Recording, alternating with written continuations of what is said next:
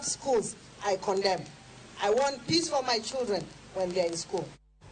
Mabuse od tuech ma Jamhuri prisons oyudo fungruok katoka garnagi kar tiegruok manyalo ting'o ji 301. Director mochung'ne chenro mag loko ngima jotuech Jane Kiri olero ni chenro ma kamano biro konyo e jiwo tiegruok mar oganda manie tuech kendo ikogi ne ngima maoko. Odno mabiro kawo shillings milion 4 gi piny owacho riwruok kod riwruok mong'ere kaka Restoring Isaac Generation East Africa. Very instrumental in the rehabilitation of these short sentence prisoners who are based in Jamhuri prison, and it is going to assist because infrastructure forms part of the program, the infrastructure that aids in rehabilitation.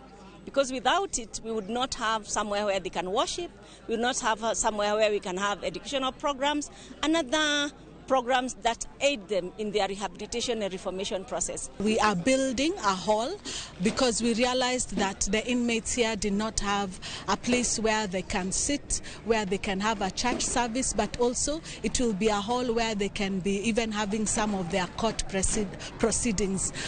This is something that we would like to call members of society to even work with the prisons and also